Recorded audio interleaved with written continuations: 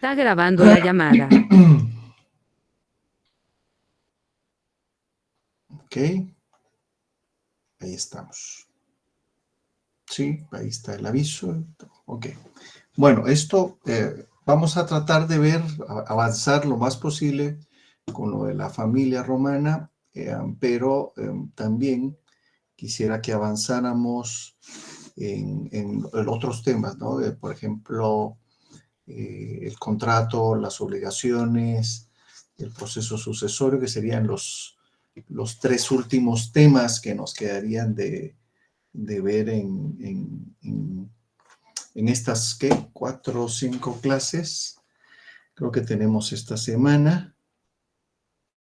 Sí, tenemos hoy el miércoles y la siguiente semana solo tendríamos lunes.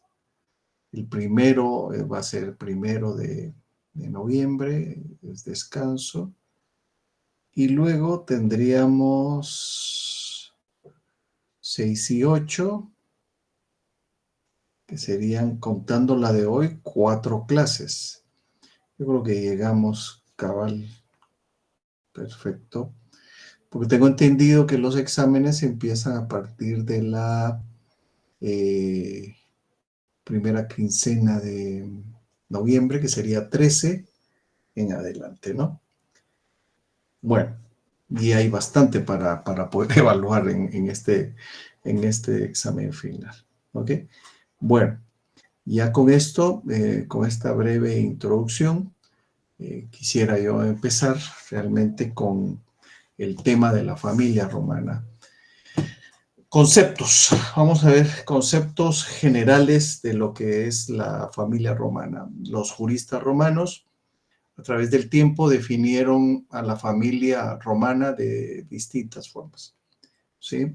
En primer lugar, en una primer momento, consideraban a la familia como un grupo de individuos que estaban sometidos a la patria potestad. ¿Quién era el que regía esta unión o esta reunión de individuos, este grupo de individuos? Bueno, el paters familia, ¿sí? Este era, pues, la organización más endeble de lo que se conocía como la familia romana. O sea, un grupo de personas unidos entre sí, sometidos a un control, a una patria potestad, por un jefe, que este jefe era el paters familia. Este concepto, muy general, muy arcaico, muy elemental, de alguna forma fue cambiando. Para Ulpiano, que era uno de los juristas más connotados, la familia era un conjunto de personas, pero que por la naturaleza propia de los sujetos es que pertenecían a este grupo, ¿no? Por la naturaleza. ¿Y qué quería decir esto? Que con la naturaleza de los sujetos. Bueno, simplemente porque había un nexo, una vinculación, una estructura que ligaba a los sujetos entre sí. Y esto era el concepto más propio de familia, ¿sí?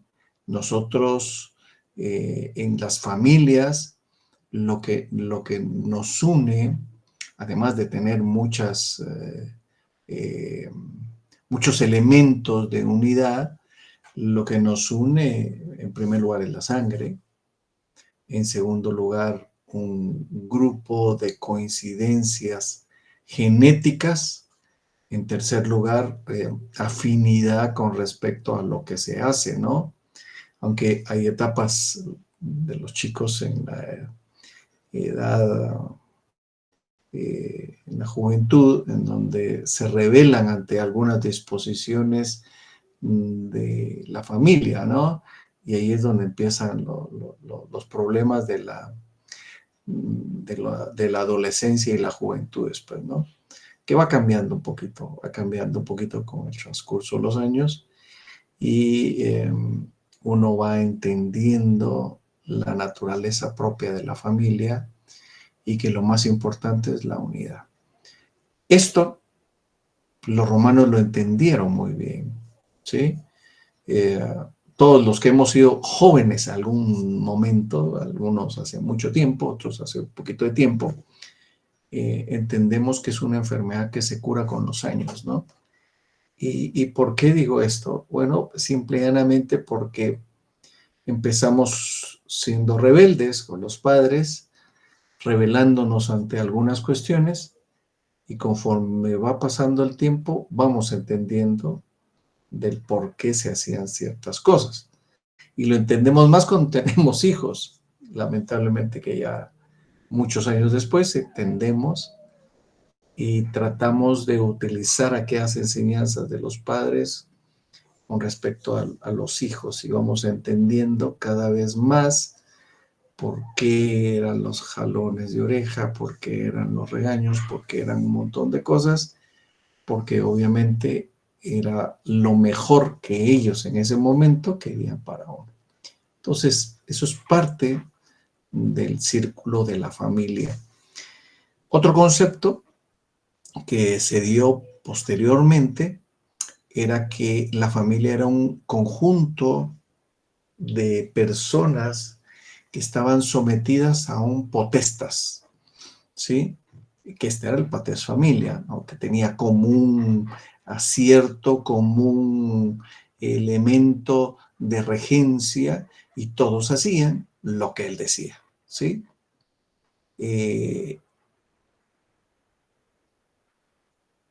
Siempre y cuando no desapareciera esta figura. Cuando el pater familia estaba, todos estaban sometidos a esa potestad, a esa dirección, a esa regencia, y a esto se le llamaba la comunidad familiar, que era un concepto, si lo vemos desde el arcaico, un grupo de personas, luego un grupo de personas con cierta naturaleza, luego un grupo de personas que tenían una cabeza de familia, que era el que mandaba, que era una potestad sobre todos, y llegamos al cuarto concepto genérico de familia romana, que era un conjunto de cosas, ¿sí? Dentro del comercio, y un conjunto de cosas extracomercio, que todo pertenecía al pater familia, quien era el que ejercía los derechos de un titular propietario. Vemos cómo de alguna forma todo esto va cambiando hasta en los últimos momentos en que la familia, que si bien es cierto era el núcleo de la sociedad romana, empieza a transmutar en el tiempo y arraigarse más en la vida ordinaria de todos los romanos. Los romanos vivían para tener una familia, soñaban con tener una familia, ¿sí? Hoy las nuevas tendencias de otros países, que ya también nosotros las estamos importando, es que algunos chicos ya no quieren tener hijos, algunos chicos ya no quieren hacer familia, algunos chicos pues prefieren vivir solos, tener alguna relación ahí amistosa con alguna persona y se acabó. ¿Sí? Bueno, todo esto está cambiando, ¿no? Entonces, está cambiando la naturaleza propia de los sujetos como un ente social, ¿no? Pero también, unido a este concepto general de familia, aparece una figura importante. Una figura importante que se llamaba el parens. ¿Qué es el parens? El parens es el parentesco. ¿Y qué es un parentesco? Bueno, cuando vemos en el Código Civil actual que tenemos nosotros, cuando vemos en otras normativas o cuando vemos en libros, encontramos que el parens es un vínculo jurídico. Y aquí ese vínculo es el que se establece entre dos o más personas basados en su origen, pero reconocidos por una ley, ¿sí? Vamos a ver, el matrimonio en la actualidad es un vínculo jurídico que nace entre esposo y esposa, eh, que está basado en un origen propio, pero que ese acto es un acto establecido en la ley, ¿sí? Cuando vemos el concepto, aquí tengo el Código Civil, es el que voy a utilizar de alguna forma para ayudarme en la clase, dice en el artículo 78, el matrimonio es una institución social.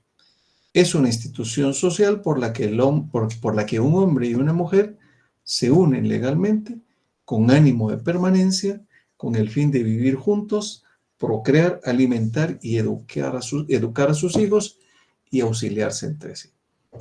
Entonces, vemos cómo esta figura, este concepto, este acto está establecido en una norma. Y los romanos lo tenían muy claro. Es un vínculo jurídico o es un vínculo entre dos o más personas basados en su origen y establecido en una norma, ¿sí? Por eso es que cuando nace un hijo, lo primero que va a hacer uno es asentarlo al registro de personas para que aparezca, tenga un nombre, para que tenga una afiliación, para que tenga derechos hereditarios y para que pueda ejercer de alguna forma aquellas protecciones normativas, legales que existan dentro de todo el conglomerado de normas.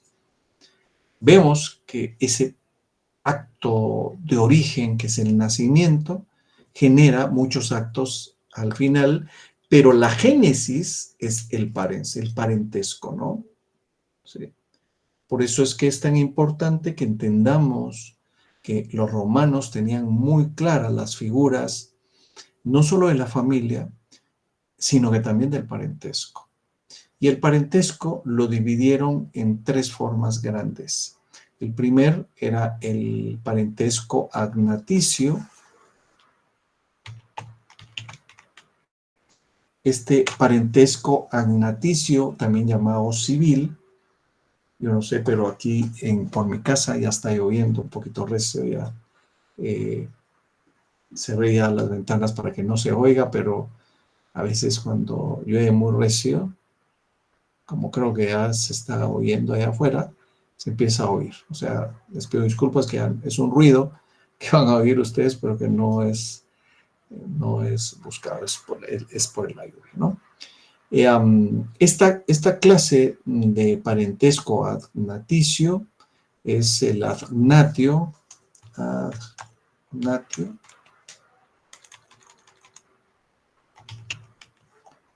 ¿Y qué quiere decir esto del agnatio? Es el vínculo jurídico que surge entre el paters familia y todos aquellos sujetos que se encuentran como un racimo de uvas, ¿no? Que están unidos por la patria potestad y que constituye, ojo, esto hay que resaltarlo mucho, un grupo patriarcal, ¿sí? En donde el que regía era el paters familia. Pero ojo, regía hacia abajo porque había un vínculo de sangre, un sanguinis parens, una vinculación sanguínea, ¿no? ¿Sí? Y por muchos años, el único vínculo que podía reconocer Roma era esa línea paterna de sangre, ¿sí? Esta agnación nace producto de las justas nupcias, ¿no? La iustae nuptiae, ¿no? Aquella famosa figura que estuvimos viendo, las justas nupcias. Y también el parentesco, además de las justas nupcias, podía nacer por una adopción posteriormente, por un convenio, por la legitimación del emperador al otorgarme una familia ya constituida a mí, porque se había quedado, se había muerto el patres familia de esa familia, ¿sí? Entonces, otorgaba la patria potestad o la protección de la familia y me la encargaba a mí. Esto era bien importante en Roma. ¿Por qué era tan importante? Bueno, pues porque una vez muerto el paters familia, la familia podía dividirse en cuantos hijos varones mayores de 25 años pudieran generar su propia familia, ¿sí? Su propia parens. Sin embargo, si moría el pater familia y solo había uno que reunía esas calidades, este se hacía cargo de la familia como un paters familia, ¿sí? Todo esto era muy importante porque siempre había una génesis, ¿sí? Había progenitores, había engendrar hijos, había una vinculación con el ascendiente hacia el descendiente y toda la familia. Y ahí ya les estoy explicando un poquito las líneas y los grados de familia. Sí, Marisol. Blendy.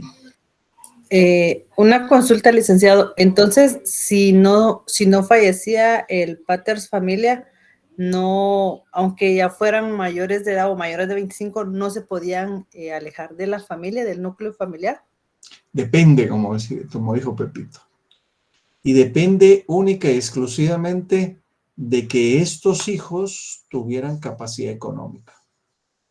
Solo si tenían capacidad económica podían tomar esa decisión. Tenían que reunir la calidad de ser mayores de 25 años, tenían que tener una dote de la esposa, debían de ser casados, no podían formar una familia solo yéndose así esa del núcleo familiar. Había una figura que se llamaba la renuncia, que era cuando se iban a la guerra o cuando voluntariamente el hijo decía, no, yo mejor me voy y voy a ver qué me pasa, me voy sin ni un centavo y voy a ver qué gano. ¿Sí? Ahí era a la buena nueva. Pero si quería establecer una familia, tenía que irse bajo las condiciones del derecho romano. ¿Ok? Gracias, licenciado. Bueno. También estaba la cognatio natural, ¿sí?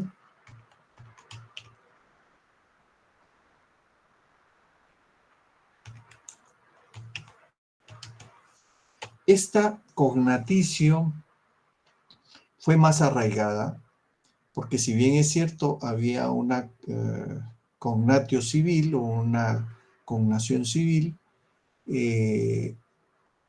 esta cognatio natural entrelazó absolutamente todos los lazos de sangre de las personas que tenían un progenitor, ¿sí? Común, una línea paterna.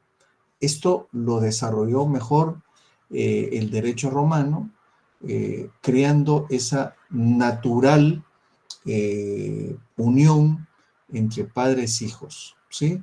Y de ahí nietos, después tíos, primos, sobrinos, y ya todo se hacía en algo más grande. Sí, Meli. Eso es, ¿cómo decir ahora? Los medios hermanos. Es que medios hermanos es O hermanos cuando, solo de papá o hermanos. exacto, es que eso, o solo de madre o Es solo de otro mejor, padre, y es un mejor término. ahí hay una vinculación más esto, ¿no? No, pero aquí el pater familia era la génesis, aunque fueran de la misma madre, ¿sí? Pero aquí el importante, de acuerdo a la estructura del derecho romano, era el pater familia. De ahí nacía todo, ¿sí? Desconociendo un poquito la naturaleza propia de que de la esposa es donde nacen los hijos, ¿no? Pero bueno, así era como los romanos establecían la línea paterna eh, y en algunos casos la línea materna, cuando moría el pater familia y la madre tenía un nuevo esposo, un nuevo paters y tenía nuevos hijos, nueva prole, ¿no? Ahí sí hablamos, como dice Meli, de los medios hermanos, ¿no? ¿Quién es más importante?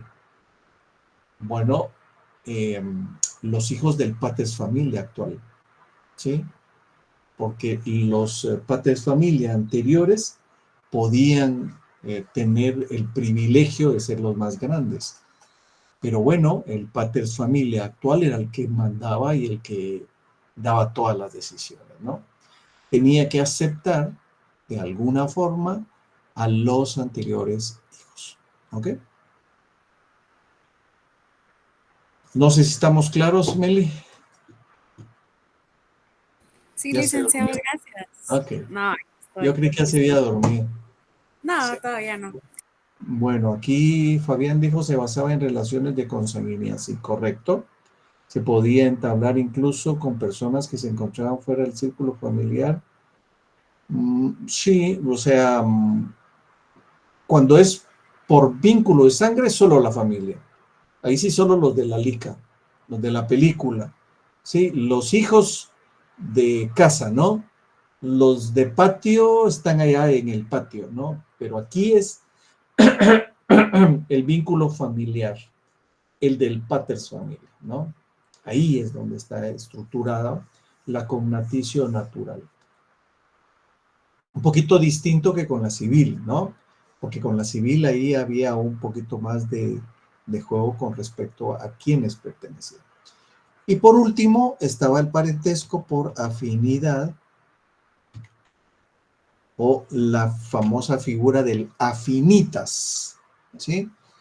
El afinitas era una relación que establecía después del matrimonio cada uno de los cónyuges con los cognati del otro, ¿sí? O sea, vamos a ver, eh, eh, mi suegra y mi suegro son parientes míos por afinidad. Mi cuñado es pariente por afinidad. Los hijos de mi cuñado, los hijos de mi cuñada son parientes míos por afinidad, ¿sí? Pero aquí la ley romana, muy similar a la guatemalteca, establecía en forma directa el suegro y la nuera, por ejemplo, o el yerno y la suegra, ¿no? Y en la línea colateral, el cuñado y las esposas o las cuñadas y los esposos, ¿ya? Y esta relación del afinitas se disuelve, se extingue, se muere cuando hay un divorcio, cuando hay una disolución del matrimonio.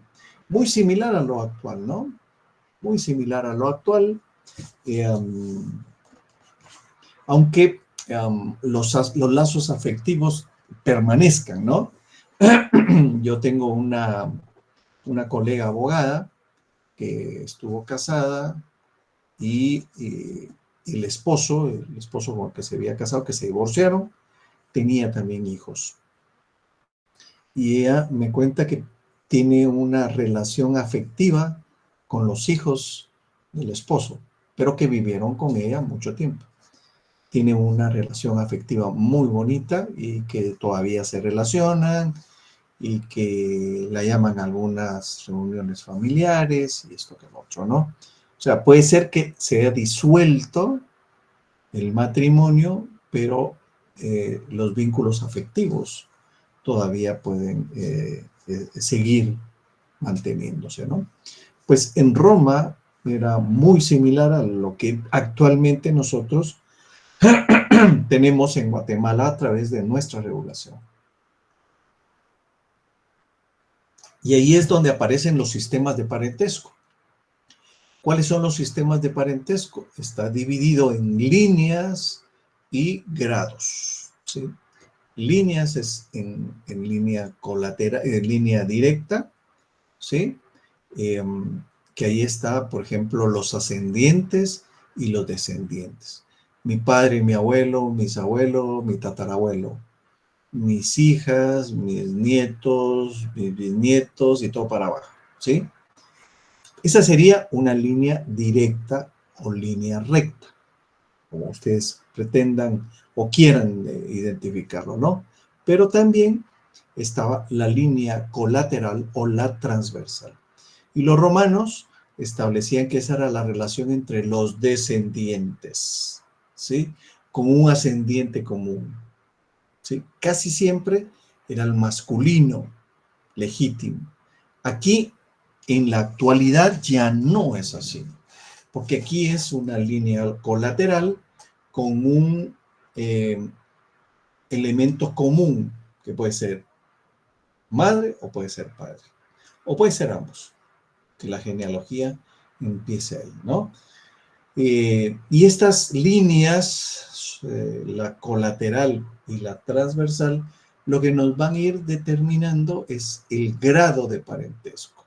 Y aquí entra la otra definición del grado, que equivale a generaciones, ¿sí?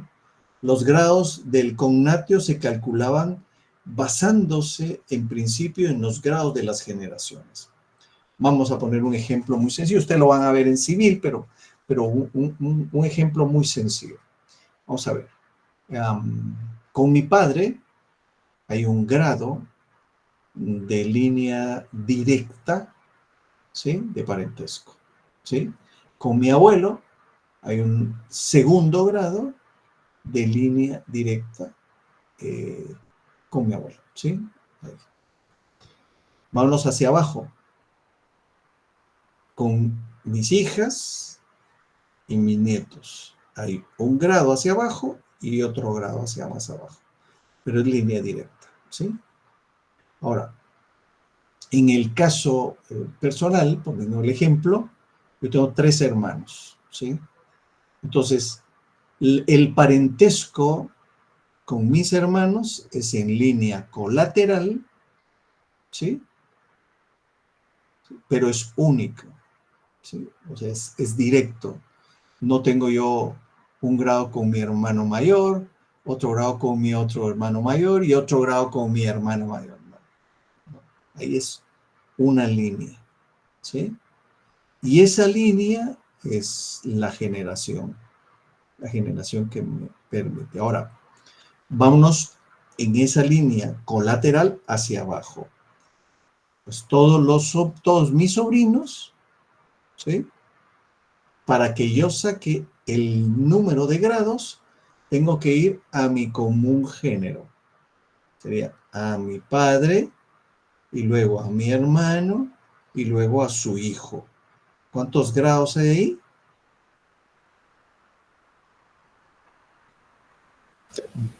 Uno a mi padre, uno a mi hermano, son 2, y a mi sobrino son 3. Muy bien, 3. son 3 grados.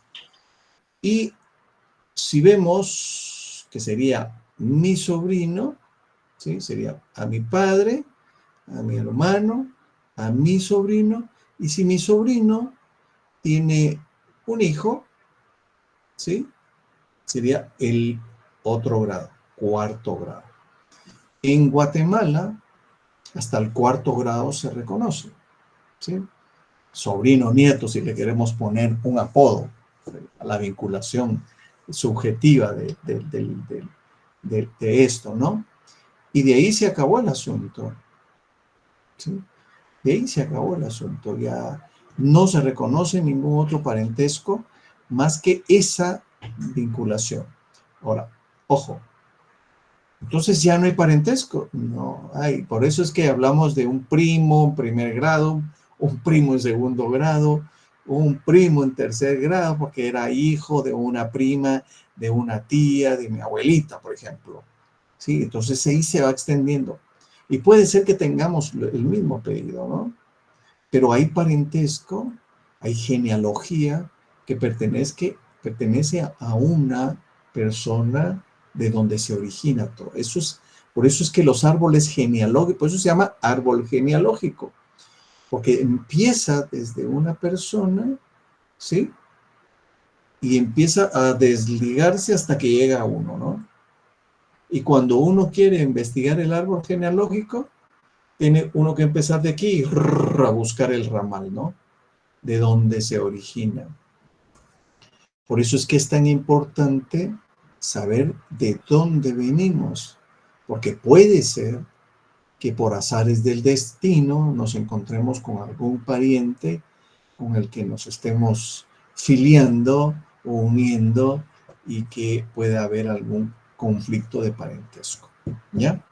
Entonces, esto sería un poquito la génesis del asunto. Ustedes en civil van a ver ya a través de un cuadro, estableciendo cómo están los parentescos, pero la base de cálculo es lo que yo les expliqué, líneas y grados, ¿sí? Genealogía, estructura, parentesco. Eso es absolutamente lo que hay. Ahora, ¿cómo se estructuraba la familia en Roma? Bueno, la familia se basaba en el dominus o el domus o el dominio, el potestas, el poder que tuviera un pater familia, ¿no? Este pater familia debería de ser sui juris, o debería de ser un hombre libre, en pleno ejercicio de sus derechos. Ulpiano, que era uno de los mejores tratadistas en materia de familia, decía que el pater familia era aquel que tenía el dominio de la casa. Y con razón es llamado con este nombre, aunque no tenga hijos, porque no se designaba la personalidad de él, sino su derecho sobre el grupo familiar, ¿sí? Imaginémonos que no tuviera hijos, pero tenía bienes, tenía esposa, tenía esclavos. Era el pater familia igual, ¿sí? ¿Por qué? Porque no definía a la prole, definía el derecho que tenía sobre la familia. Y se adquiere la posición de pater familia, era el varón, era el único con potestades, con facultades, con derechos para generar un filius familia. Filius quiere decir filiación, que es lo que hacemos nosotros cuando vamos a inscribir a un hijo cuando nace, ¿no? Vamos a delimitar el filius que tenemos. Bueno, es el hijo de mi esposa, yo me casé con él, con ella, y luego, después de vivir juntos, procreamos un hijo.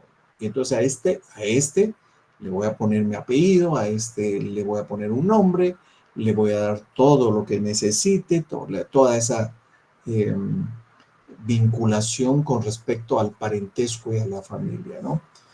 ¿Qué derechos tenía entonces el pater familia? Bueno, el pater familia tenía el derecho de regular la vida de toda la gens. Regulaba absolutamente todo. Tenía derechos absolutos, ¿sí? Era el juez, era el sacerdote, era el culto doméstico, era el que tenía el derecho de la vida y la muerte de los miembros que pertenecían a su familia. Sean estos hombres libres como los hijos o esclavos como la gente que trabajaba con él, ¿no? O sea que tenía mucho poder, mucha estructura legal otorgada por las leyes romanas, ¿sí?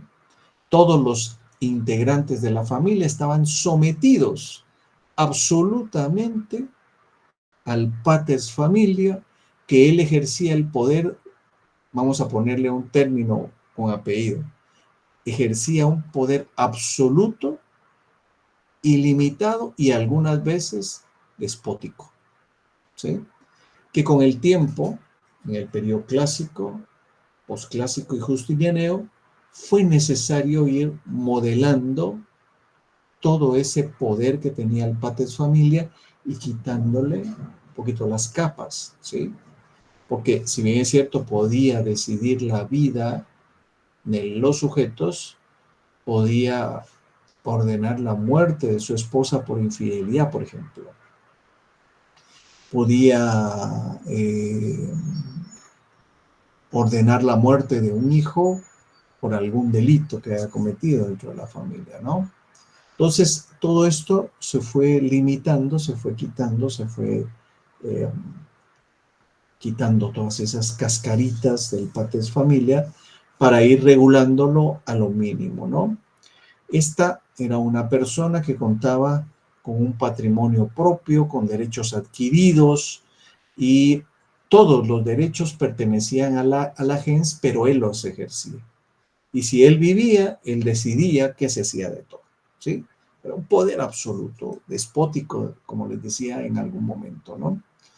¿Qué poderes tenía entonces el pater familia? Tenía poderes sobre la esposa, tenía poderes sobre las nueras, ¿sí? Porque ejercía el manus, el derecho de conducir, tenía poder sobre los hijos, sobre los nietos, porque ejercía la patria potestad, ejercía derechos sobre los libertus, porque ejercía un jura novit sobre ellos, o sea, el derecho de todos ellos los ejercía él. Ejercía también poder sobre sus esclavos, sobre los hijos, los filios entregados a él, ya sea por entrega formal, como por ejemplo moría un hermano y no tenía la esposa bienes, se agnaba a la gens de él y los hijos pasaban a ser sus hijos, ¿sí? Y él podía ejercer el mancipio, la libertad, orientación, les daba de educación, les daba de comer, y entonces ejercía poder sobre todos, absolutamente todos. Pero algo que era importante en el paters familia era que podía contraer las justas nupcias, el matrimonio. El matrimonio, que era una figura jurídica, en principio no existía la estructura del matrimonio, porque el paters familia, que ya existía la figura del paters familia como tal, podía crear una familia, pero sin matrimonio. Podía tener una, dos, tres, cuatro concubinas y tener hijos, prole, y ya tenía su familia, ¿no? Sin embargo, esto no suponía al principio una relación jurídica. Posteriormente, sí. En el derecho clásico, el matrimonio se instituye como legítimo elemento cuando hay una intención de vivir con otra persona. Una intención de forma efectiva, una intención de forma jurídica, porque se le pedía autorización a la autoridad y éste otorgaba esa autorización para poder convertirse en marido y mujer. Ojo, vean el término, ¿cómo era? Marido y no era marido y esposa, no. Era marido y mujer, ¿sí? A través de una affectio maritis, maritalis era, un affectio maritalis. Y esto daba una apariencia de unión que era un término honorario, ¿sí? En principio era eso, un término honorario. Eso fue en el periodo arcaico y preclásico. Pero en el posclásico, el matrimonio ya se convierte en una especie de contrato social, ¿sí? Un mecanismo de carácter divino por medio de la cual se une un hombre y una mujer, ¿sí? ¿Para qué? Para utilizar el elemento principal que era la fecundidad, ¿sí? Para tener hijos había que estar casado, ¿sí? Que podía tener hijos con la esclava, sí, pero que podía tener hijos por ahí, sí, pero matrimonio solo, única y exclusivamente, con la esposa, ¿sí? Y por eso es que al principio que se hablaba de la unión entre macho y hembra, cambia a convertirse en unión entre hombre y mujer, ¿sí? Y se les dio el nombre de cónyuges, y de ahí viene toda esa vorágine del tiempo, en donde hasta el día de hoy el cónyuge es con G, o sea, unido a alguien, unido con el, a través de una figura legal con un género, ¿sí? O sea, con un gen, una parte, el hombre, la mujer y el hombre, ¿no? Entonces, Justiniano, que fue el último, la última etapa muy clara, decía que el matrimonio había sido creado por el cristianismo y no es así. Ya los romanos lo tenían muy claramente establecido y lo estableció como la unión de un varón con una mujer con el objeto de vivir esa unión calificada por un Dios, ¿sí? Y ahí es donde ya el matrimonio, que si bien es cierto tenía una calificación por los distintos dioses, en el cristianismo se vuelve más arraigado, ¿no? Muy importante la familia. En el cristianismo, esa unión divina, independientemente de la unión civil, es más importante, ¿no? Porque la unión civil se puede romper y se puede desligar, pero el matrimonio religioso une de por vida, ¿sí? Como dice la Biblia, ¿no? Hasta que la muerte los separe, ¿no? Y entonces se convierte en un elemento más arraigador de la cultura romana, ¿sí? Porque es indisoluble el matrimonio, se convierte en indisoluble, ¿no? ¿Y qué requisitos tenía que tener los sujetos romanos para celebrar el matrimonio? Bueno, tenía que tener una capacidad natural, o sea, haber alcanzado, por lo menos en el caso del hombre, la pubertad.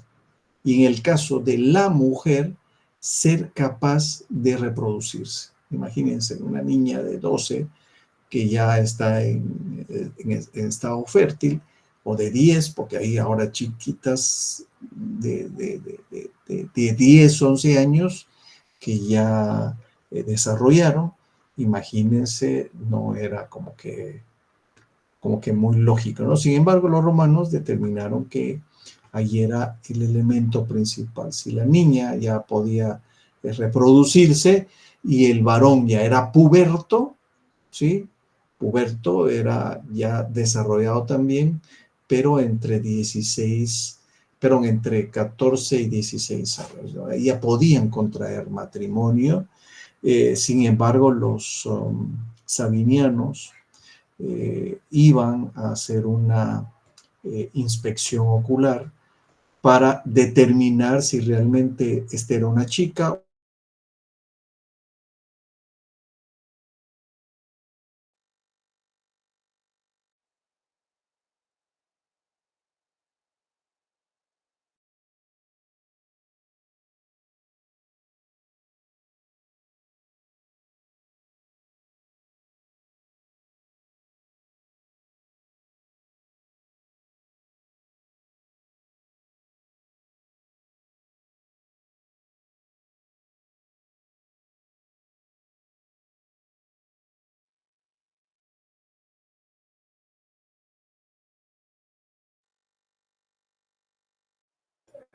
Solo para confirmar, ustedes tampoco escuchan al licenciado, ¿verdad? No, eso se quedó por ahí. No, yo todo bien. tampoco lo escucho. Se congeló. Yo iba a preguntar No, eso también. nada. Se le fue el internet, seguro. O la luz.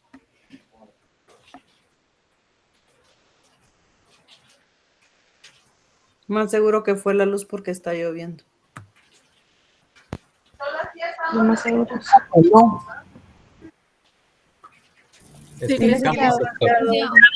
Sí.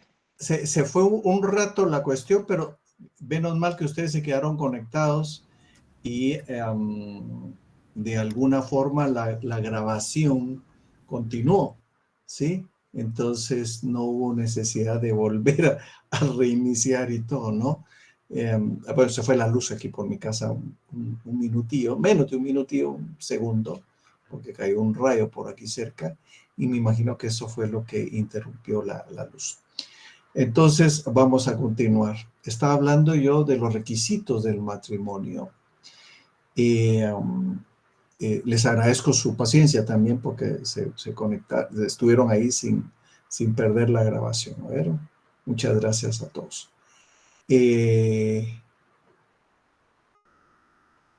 ¿Desde qué clase viene el final? Ya está asustado Fernando, por Dios santo.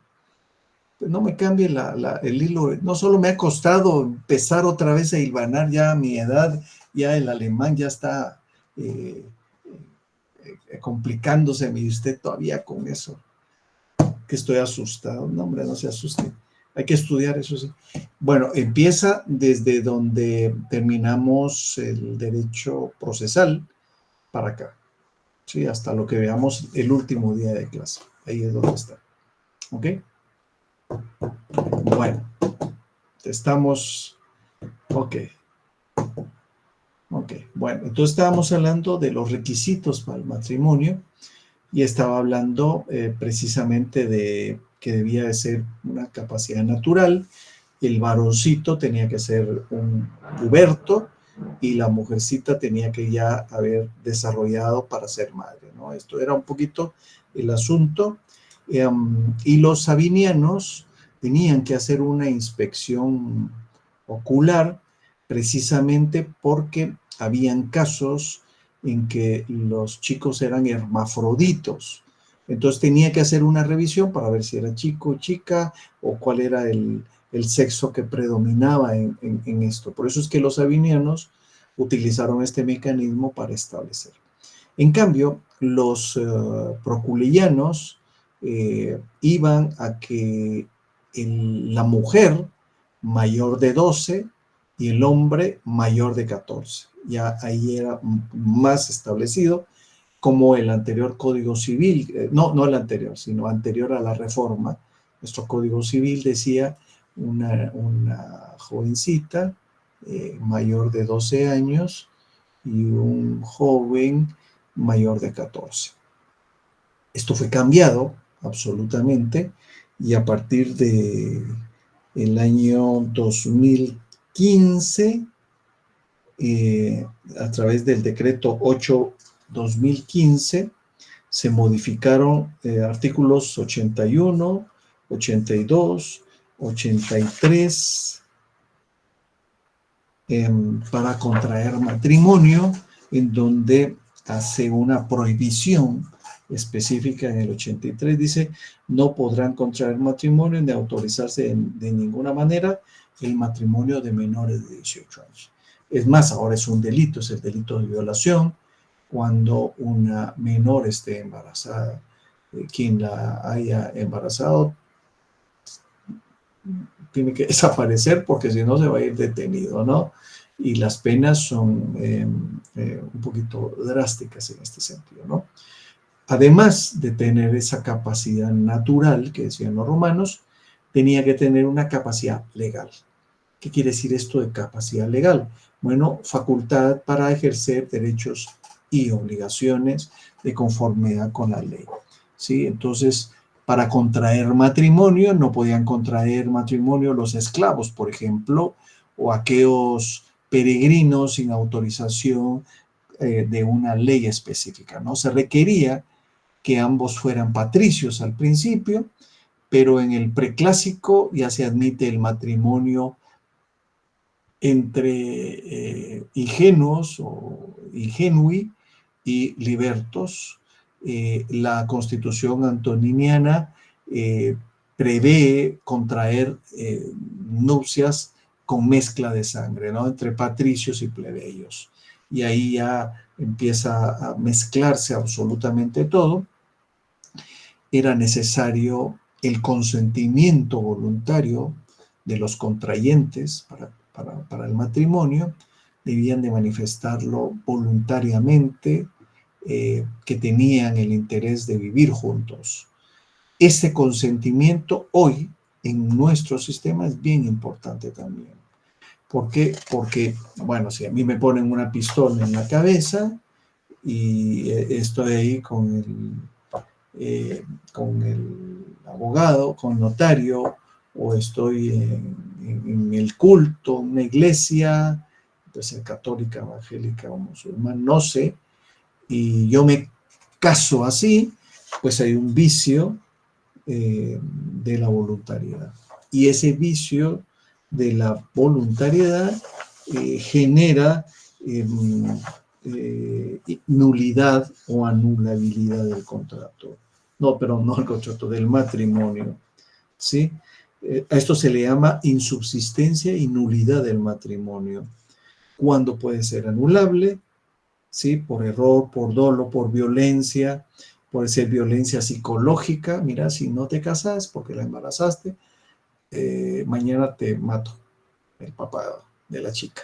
Entonces ahí ya no hay una voluntariedad efectiva, sino que hay una violencia psicológica que, si bien es cierto, no le está poniendo la pistola, pero lo está amenazando de que si no se casa se lo va a echar, ¿verdad? Entonces, este tipo de circunstancias generan la anulación o la insubsistencia del matrimonio, ¿ok? También, cuando los contrayentes no tuvieran esa capacidad, podía otorgar la capacidad, la autorización, el consentimiento, el pater familia, ¿sí? Y esto era bien interesante porque fue de las primeras figuras en donde se admite la representación del pater familia con respecto a los hijos, ¿sí? Los hijos, ya sea varones o sea mujercitas. ¿Qué impedimentos podían generarse en el matrimonio? Bueno, habían impedimentos absolutos que no podía llevarse a cabo el matrimonio, pero en algunos casos podían ser subsanados, ¿sí? Por ejemplo, no podían contraer matrimonio si tenían una relación por consanguinidad en línea recta o colateral hasta el 4º grado. ¿Sí? Perdón, sin límite de grado. Aquí es sin límite de grado. Pero si había un parentesco por afinidad hasta un 3º y un 4º grado, podía ser subsanado el error, ¿no? Yo me pongo a pensar cómo podía ser subsanado. Si es por afinidad, no hay ningún problema, ¿sí?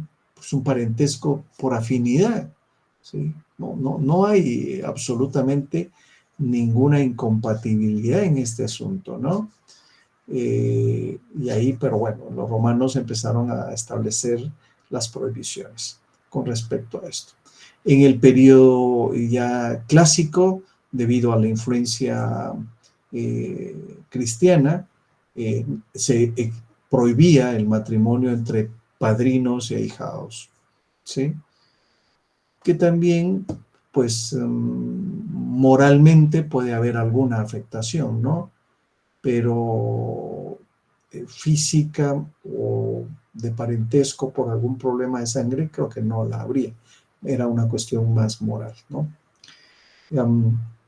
También podían haber insubsistencias relativas con respecto al matrimonio. Vamos a ver, por ejemplo, el adulterio, el rapto, que no podía casarse una persona que había sido raptada con el raptor, ¿no? Eso es más, en nuestro sistema, esta figura se encuentra prohibida con respecto al matrimonio. En el caso de la insubsistencia, dice: la anulación por motivo de coacción corresponde demandarla al contrayente agraviado dentro de los 60 días contados desde la fecha en caso en que cesó la violencia, amenaza o intimidación.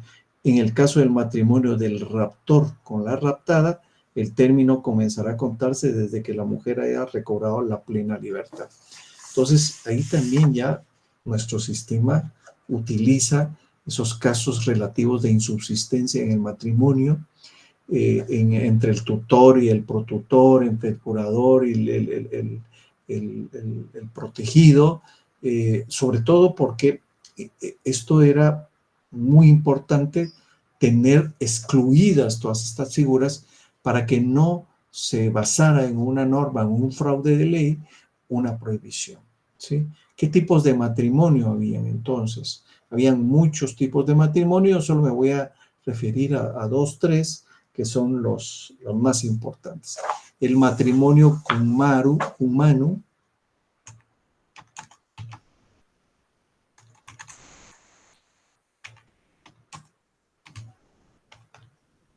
Este matrimonio kumanu, era más ejercido en el derecho arcaico, en donde la mujer era sometida a la mano del marido, se la raptaba y se la llevaba, ¿no?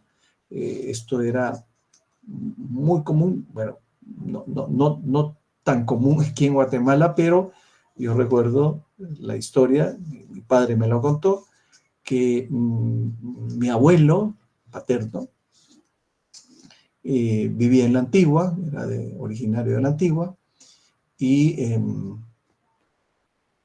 él tenía 17 años y se enamora de una chica que tenía 14, ¿no?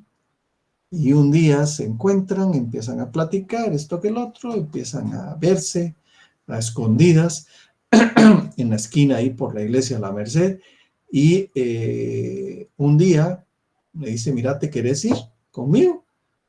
Y mi abuela le dice que sí, la agarra y se van. No se podían quedar en la Antigua porque obviamente ahí vivían los abuelos, los papás de ellos, y se vienen a la ciudad de Guatemala. Los desheredaron, los excomulgaron, les hicieron un montón de cosas, pero mi abuela, de 14 años, empieza a generar familia, ¿no? Y muere a los 31 años, mi abuela, con 11 hijos. Mi abuelo se queda muy joven, de 30 y pico de años, con 6 hijos, porque ya habían muerto 5, y entonces él se quedó soltero toda la vida y crió a los 6 hijos. Pero no sé si era común o no común que robarse a la chica, ¿no? Y eso fue lo que hizo mi abuelo. Sí, esto es un poquito menos, ya creo que en estas épocas. Ahí yo no creo que se las roben, sino al contrario, se ponen de acuerdo y se van los dos juntos, ¿no? Pero esto era el kumanu, ¿no? El tomado de la mano y llevado, ¿no? Sí. Bueno, existían 3 formas de la figura del kumanu, ¿sí? El primero era una ceremonia religiosa en el templo de Júpiter, en presencia de Júpiter y 10 testigos. Ahí era tomado en la mano, vamos a casarnos en el templo de Júpiter, hay 10 testigos y se acabó el asunto. El segundo era donde intervenía el pater familia de la novia y se desarrollaba una especie de venta ficticia, ¿sí? A través del cual se celebraba un contrato con 5 testigos y se hacía ese juramento a través del librepensis. Vamos a ver. Librepens, así es. Que eran los 5 testigos y un portador de la balanza que era la que demitaba. Y el tercero era el usus, en donde una esposa, por el hecho de convivir ininterrumpidamente con su marido, por el término de 1 año, ipso facto, decía la norma de derecho, ipso facto se convierte en la manus sobre la mujer, ¿sí? Un poquito similar a lo que tenemos en nuestra legislación con respecto a la unión de hecho, ¿no? La unión de hecho en Guatemala fue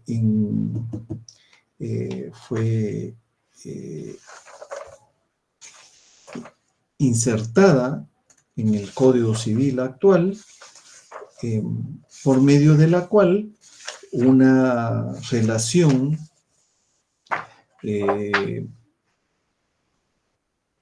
de un hombre con una mujer podía generar la unión de hecho para que nacieran derechos a los hijos y derechos en ellos. Muchas veces las personas vivían mucho tiempo y fallecía uno y no tenían ese arraigo, esa relación con respecto a algunos derechos que podían hacer. Ahora en el ICS, cuando uno hace su solicitud de pensión, ahí hay un apartadito. En alguna oportunidad yo estuve legalizando esos documentos hace muchos años, pero ya tenía el apartado de la conviviente, ¿no? Casada con y conviviente con. ¿A quién de las dos decide otorgarle la pensión? Y la persona ponía a quién de las dos. Entonces decía uno, no, hombre, pero ¿cómo? Si a quien le corresponde es a la esposa. Pero tiene mucha lógica con respecto a la propia cultura. A veces las esposas no dan el divorcio y entonces están arraigadas con respecto a eso y el otro vive con otra persona o la señora también podría vivir con otra persona y no ha roto aquel vínculo, pero ya no vive con él o con ella.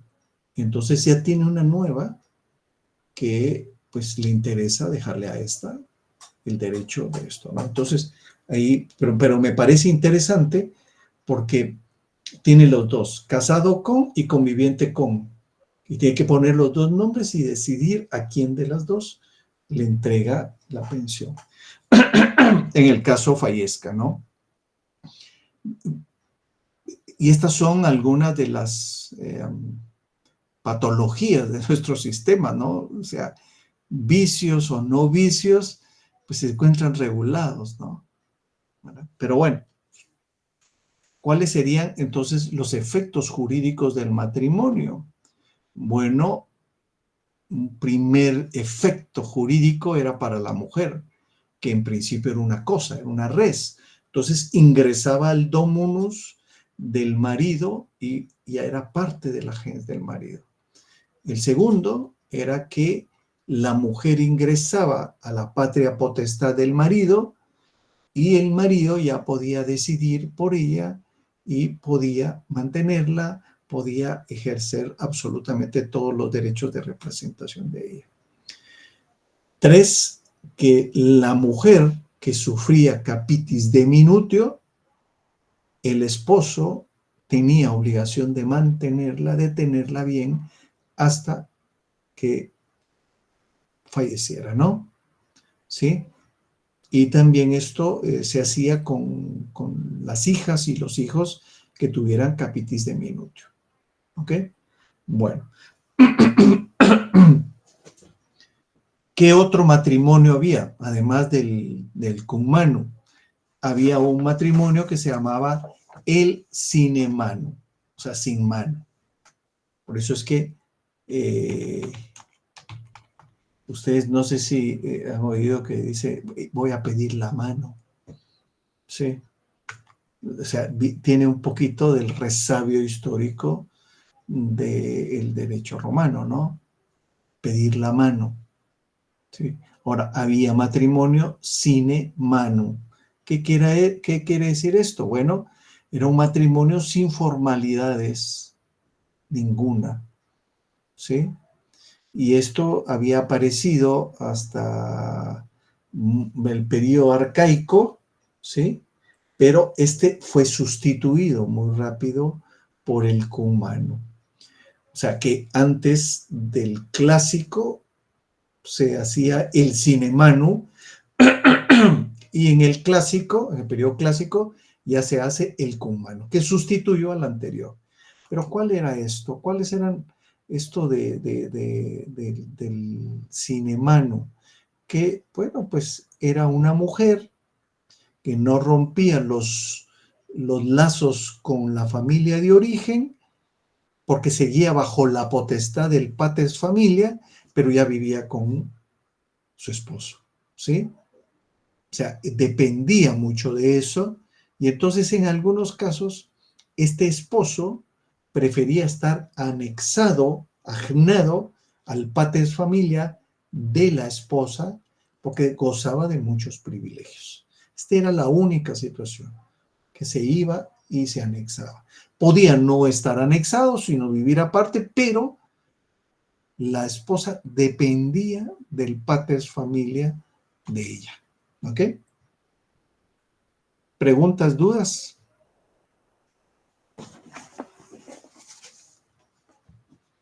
Ninguna, por Dios santo. Yo creí que por ser matrimonio iban a tener dudas y esto y el otro. Como que todos están casados así muy bien, por Dios santo. Bueno, algunos pues, algunos Uno está pueden estar casado. solteros todavía. Sí, por supuesto pueden estar solteritos. ¿Ok? Bueno, nos vemos el miércoles, si no hay ninguna duda. Y pues, mil disculpas por el apagón, pero no fue culpa mía, fue un rayo aquí que está lloviendo un poquito recio. No se ¿Ok? preocupe, licenciado, y gracias. Bueno. Pasen muy buena noche. Nos vemos el miércoles y empiecen a preparar el fiambre. ¿Ok? Sigo. Buenas noches. Buenas noches. Muchas gracias. Feliz noche, licenciado. Feliz noche, licenciado. Igualmente, buenas noches.